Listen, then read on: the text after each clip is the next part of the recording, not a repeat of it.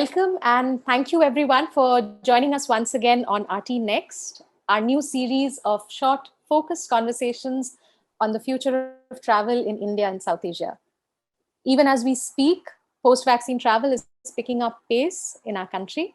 Apparently, there have been 50 lakh travelers, domestic, who've taken domestic flights in the month of July alone. That's a 57% jump already. So, in this context, we wonder what's next for us. We wonder what the trends will be like, what the shape of recovery will be like. We wonder if the tourism industry in 2021 and 2022 will be truly sustainable and inclusive, as many experts have predicted, or will we simply go back to our old ways? At Outlook Responsible Tourism Initiative, an affiliate member of the UNWTO, we're really optimistic about the road ahead. And we believe, even at the cost of sounding trite, and I never get tired of saying this, that there's light at the end of the tunnel. The question is, how do we get through this tunnel together as a community and build something that is better and more resilient? And that's exactly why we are reaching out to the experts and the doers, the policymakers and the policy implementers for the RTNext series. I'm Shweti Banerjee, and I'm very glad to welcome today Mr. Saugat Biswas, IAS, and the first Divisional Commissioner and Secretary of the Union Territory of Ladakh. Someone who has been consistently pushing the envelope of sustainable development and skilling in the region, with a special focus on carbon neutrality and the revival of Pashmina and other local crafts. Welcome, sir. Thank you for joining us today. Thank you. So, sir, because we're going to try and, ask you a few questions that, that can give us a sense of what you foresee in the coming months for Ladakh in particular and for tourism in general all over the country. I just wanted to say that, as it happens, Ladakh seems to be on everyone's radar these days. I was seeing a survey earlier this week by Booking.com, and it's clear from that survey that Leh is among the top 10 destinations that are being sought out by domestic travelers.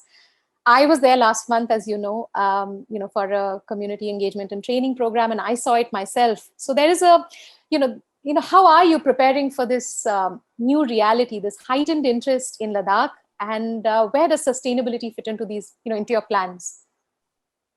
You are absolutely correct in saying that Ladakh has become a very sought after tourist destination after this, especially after this COVID loosening of the COVID restrictions.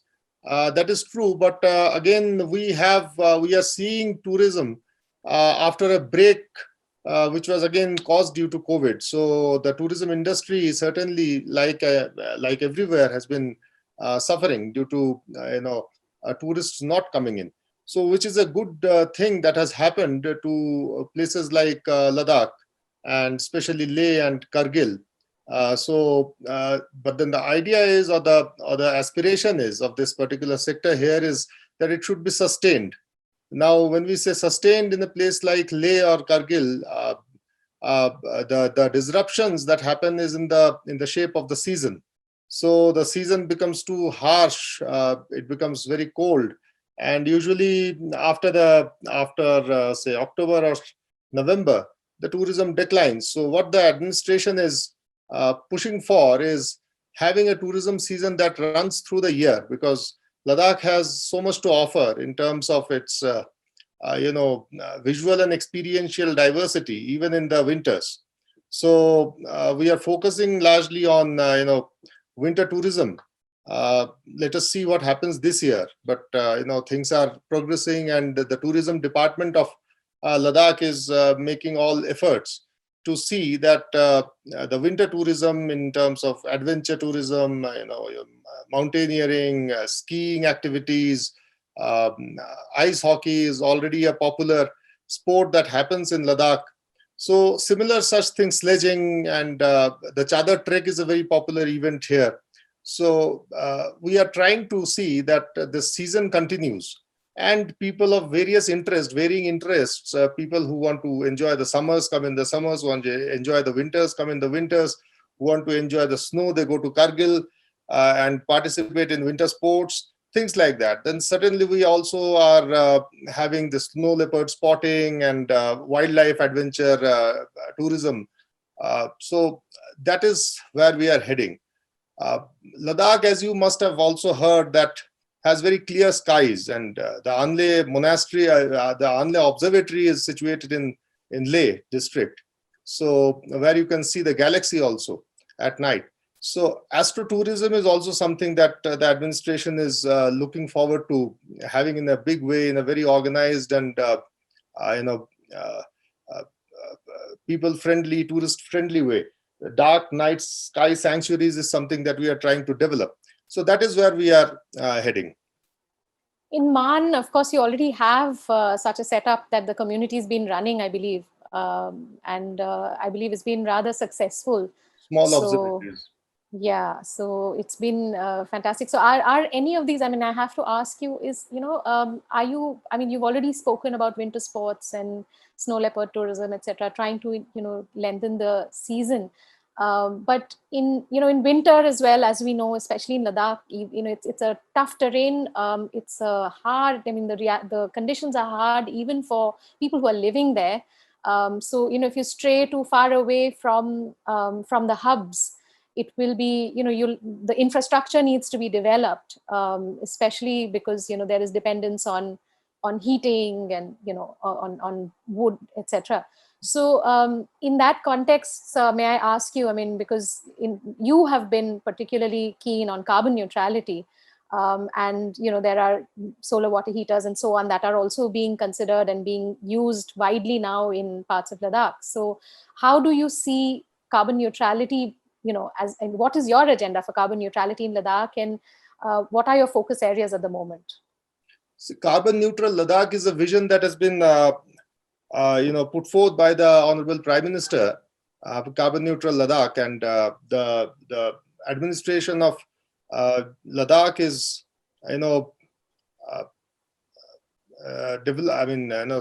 doing all its developmental activities, keeping that carbon neutrality as a central focus.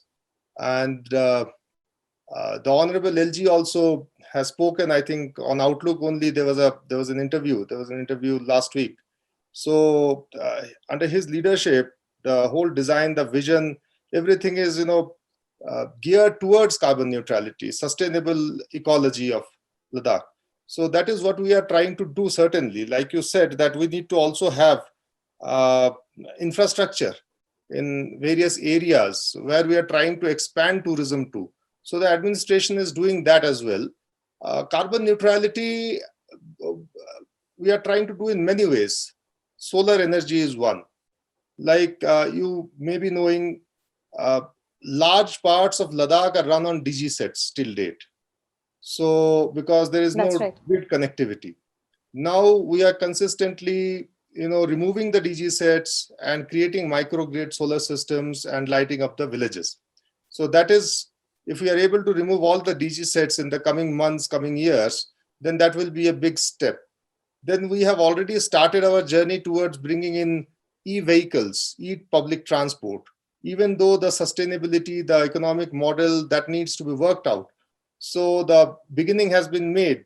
It was just on the 5th of August that the Honorable LG flagged off 2 electric buses for applying in Ladakh, and which are running now with the tourists. So we are planning to get another 8 buses, that is 10 buses in Ladakh to begin with, for public transport. Then there are various things that are being done in the power sector, in the solar energy sector, like ONGC has been tied up with, SECI has been tied up with. They are bringing up 1.5 megawatt electricity plant somewhere. We are also tying up with NTPC to bring in hydrogen fuel and run our public transport on hydrogen fueled systems. So those are things which are being done. Apart from that, when we are talking about, I think you also mentioned that when the tourism becomes, the volume of tourism goes high, then there is a risk of, disturbing the ecosystem, etc. So for that also, whatever we are able to think of at this stage, we are having solid waste management plants and by the name of Sangda project in Leh, and one or two in Kargil. So we are expanding it this year and the next. Every one such project in every block we are trying to develop. So which will have segregation facilities, waste management, a complete chain of waste management which is being worked out. Uh, Plastic waste management is also being looked at. Plastic compactors, various devices, machinery intervention, technology interventions are being put in. Then one thing more that we are doing is, already we are developing a policy for e-waste management in Ladakh. So I think these are the initiatives which are being taken up by the administration, and in due course we'll see that the whole scenario has kind of evolved into a carbon neutral space. So I mean, just taking off from what you just said about course correction, and especially in areas where which have seen over tourism, and where there has been in the past, I mean, issues with waste management, etc. Where you're putting in systems in terms of communication, sir, in terms of image and strategy. I mean, how are you planning to take that forward and communicate it to to the person who's coming into Ladakh, or planning to come to Ladakh? How do you want to, ensure that this, the work that you're doing in the back end also continues, because travelers are more conscious, travelers are more responsible. Is there any thought on along those lines? Anything in terms of campaigns, communication? See, every tourist place has this risk. I mean, there are tourists of every kind. People are there who are very conscious and who are very alive to the requirement of the day in terms of environmental protection. But then there are many who are yet to learn. So, and there's a demonstration effect also. If we behave well, then others also pick up from us. So we are doing publicity campaigns in various ways, be it in the electronic media or the print media, wherever possible. And we are also taking the district administrations here are taking steps in involving the tour operators and the vehicles and the drivers, the training of the drivers so that they can sensitize the tourists, and at tourist locations again, plogging exercises, a constant building up of this thought process about protecting the environment. So somewhere we fail, somewhere we are successful, but our machineries are also there. We're trying to strengthen our own machineries also, so that we can keep these places like the Pangong Lake or the Nubra Valley or other places. I mean, every place, the mountain tops, the trekking routes, clear of such littering and misuse of the environment. And I Right. So are you looking at any, sorry, you were saying? we are extremely hopeful about the intelligence of the tourists also. And we have had wonderful tourists who have made beautiful films after coming here. Short films you will see on the YouTube, and this young generation, they're very alive. And they have made beautiful films to protect Ladakh's environment, and that those things also get circulated.